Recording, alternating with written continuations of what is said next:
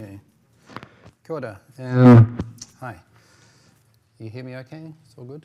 Yeah. Kia ora, my name is Adam Hyde. I'm a New Zealander. I was until recently a Linux user, so now I'm trying to work out how to get my display sharing on Mac. I've just recently converted. Presentation. What's that, sorry? We don't see the presentation. Yeah. That's, Okay. I'll get this to...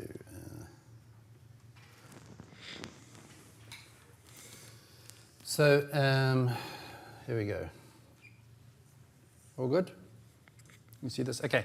Kia ora, my name is Adam Hyde. I'm New Zealander, currently living in Berkeley in California, until they don't let me in the country anymore. We'll see how that goes. So I'm going to keep it very quick, as quick as I can. I'm a New Zealander, hard to understand in the first place. If you have any questions or clarifications, just raise your hand. If I talk too fast, because I have a lot to get through, just let me know. Right, here we go. I want to talk about this, the quiet revolution, AI revolution coming for your publishing tools. I'm just going to give you a very quick background of me, who I am. So I've been an innovator in publishing for some time now. Started off more or less when I started Book Sprints. It's a collaborative methodology for writing books in 5 days or less. We work with organizations, everyone from small activists through large corporates, to help them produce a book being published in a lot of mainstream publishers. You're welcome to browse and find out who. This is something of an announcement. For those that do know me, I've been involved in not-for-profits for a long time. Coko Foundation is the latest one, but now I've just launched Consulting. And this, so in other words, I'm open for business for a more broader spectrum of people who are interested in talking about the kinds of things that I know about. Sorry, excuse me. And I'm going to talk about some of those here. Another thing you may wish to check out is my Robots Cooking blog. It's just where I keep my own thoughts about publishing, AI, open source, all these kinds of things.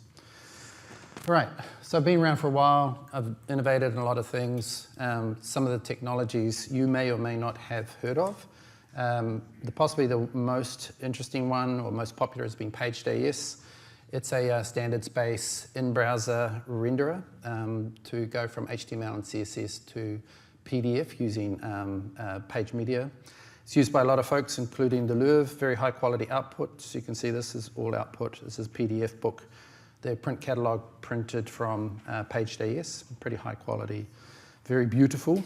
And I also do a lot of work with building open source platforms. I've built scientific publishing platforms, document managers similar to Google Docs, all open source, and this one, which is probably most interesting to this audience, which is an open source book production platform. All HTML is source, single source, collaborative. It has Page.js rendering. It's all drag and drop in the browser, so you can collaborate with a team to create your book, push button export to validated EPUB and all the rest of it. And then here is something of another announcement before I get onto my main topic, is that I've recently been building a platform with AI, and this is called Pure Science. I have not yet announced this to the world, so you are literally the first people to see it. What it allows you to do is to compose workflows using AI nodes. So you can do things like this. You can drag nodes onto a canvas, and then you can compose workflows that integrate AI. Right, so you can do things like this, and then if I grab this one, so this is not yet released. So I can just connect up these nodes like this, I can zoom out, and I can say hello to my AI, whatever I want. And then I can chain these things together in very complex fashion. And this is, I built this to, one, allow publishers to get an understanding of how AI works. But also to integrate once you know how it works, because you can just drag and drop and try things out instead of building entire workflows to see how something works or copying and pasting things all over the place. I just created this so that you can easily compose AI workflows and you can test them out in the browser. And so here I'm just running one chat prompt, nonsense prompt through 4 different models and just getting the outputs, and then you can compare the outputs. We also have in here PDF to HTML conversion. We also have additional converters from different book types. And we're really interested, it's not yet launched, we're really interested in anyone in this room that might be interested in exploring this with us. We're looking for real world use cases. And one of the things that's next on our list, for example, is the accessible image to be able to interact with production systems, pull stuff out, caption it, and then put it back into the system. By way of demo, for example, if I go here, you can see this is a very simple pure science workflow, and I have opened, just close all these things. I have opened here a book. This is an empty book, as you can see. I can actually pull this out like this, and I can make it go, oops, go left.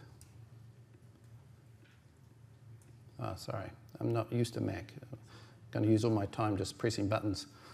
And I can go here, see if I can go make this go right. Yep, all right. Now, if I go back to my workflow here, this is my AI workflow. Zoom out as far as I can.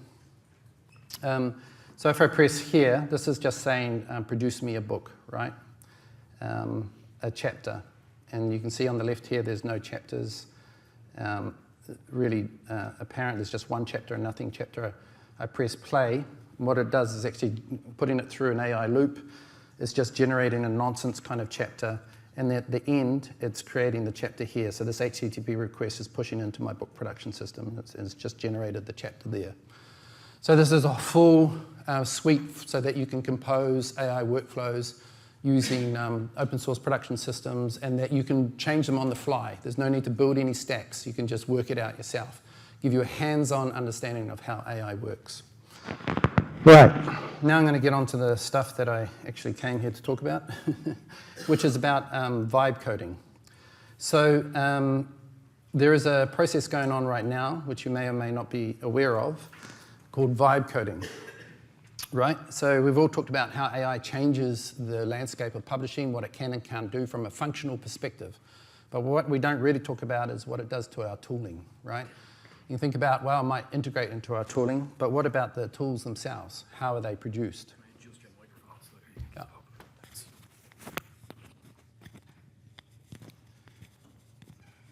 It's all good. Thanks. Thank you. So if you wanted to have tooling, generally the process has always been, this is a bit of a theory of systems development, is you basically, unless you were in the open source itch to scratch model, which I'll put aside just for now, you either built it in-house, you rented existing platforms, a SaaS model, or you shared infrastructure, you build infrastructure together, right? We know these stories very well. But the problem here is, in this kind of models, is that you have the people with the problem, and over there you have the people with the tools to be able to produce the solution, right? And there's a gap here. These are the developers, these are people with the problem. And so to traverse this gap, it's a translation issue, and it takes a long time, it's expensive, and it's a lossful process. You lose data in that transition, right? And the iterations are long. Software development is a very complex process. So this has led to a mismatch often between the requirements, the solution that the users need, and the end result. It's not a criticism of developers and developing teams, it's a criticism of the model, right? Open source solved this model because it's basically developers solving their own problems. But users have never had that opportunity. They've always had to rely on someone else. They've always had to translate what they want to someone else. And so there's been this new thing called vibe coding, it's AI-assisted development. And since September 24 or so, the first kind of user-ready tool that was available by Replit, an agent that could help you program. You can try it out, replit.com, R-E-P-L-I-T. And this tool allows you to put in prompts and develop software, and it's becoming very, very sophisticated. In February 25, Andre Karpathy, one of the founders of OpenAI, said, there's a new kind of coding I call vibe coding, where you fully give in to the vibes, embrace exponentials, and forget that the code even exists. The point is here that you don't look at the code. Now, there's a spectrum of how you understand this depending on who you are. People who have no code experience at all think about it as a tool they can generate software, right? People who are in the software industry and they know something about software, they have a better language for describing what they want, and this tool becomes even more valuable to them. Interestingly, most people expect AI tools to help developers the most, but the developers are the ones that are most reticent because they actually want to have a mental model of the code that's being developed in their own head, and the AI doesn't generally understand that. Context windows are limited, but also the intent is often lost, right?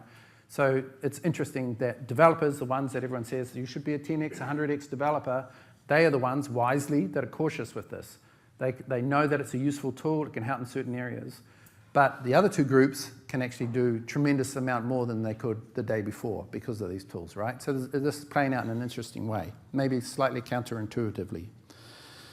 So I have been vibe coding for a long time now, since 2023, since GPT 3.5 came available. You could try some stuff out, and early this year with the Replit, end of last year, agent, I really started deep diving. I thought I really need to find out how far you can push this, right? I am not a developer. So I spent 80 hours a week plus, which was pretty traumatic for me, and no longer used to doing this kind of thing, because I felt there was a moment that was really upon us, and I had to come to terms with it. So I thought, okay, what am I going to do? So I developed since then about 40 to 60 different systems using AI coders with no coding help. And pure science, by the way, is a mixture of vibe coding and real engineering. It's very important to point that out. You can get, and I got a long way doing this vibe coding. So I produced a lot of systems, some of them in production, some of them were prototypes, some of them were experiments. And most interestingly, I thought, okay, I'm really going to push this as hard as I can. I'm going to go as far as I can conceive, be insane about it, and just get to terms with the reality of what's possible. So I developed a system called Easy Journal. It's a journal platform. It's not the kind of journal platform I've built journal platforms. It's not kind of like, it's very straight ahead, industrial, unidirectional kind of platform. But it was easy to build. They're easy to understand. So very few decisions to be made. So I started building it out, and I built an entire end-to-end multi-tenanted system that does everything from content ingestion to production through DOI management, PID management, through to publishing on the other end. And it's very sophisticated. You can check it out online. You can try the demo. So, and I wanted to fill it out end to end, right? Because I wanted to understand, I don't want to stand in front of people and say, you can do this, and they go, yeah, but can you really? Well, I can really, and you can go there and you can check it out, right? This is completely vibe coded, absolutely no developers involved. Now, I'm not saying this is production ready, but it is very impressive.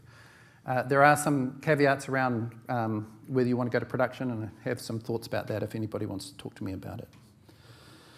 So this platform is more sophisticated than the equivalent out there in the field today. OJS is probably one of the most well-known journal platforms, open source, and this beats it hands down from functionality point of view.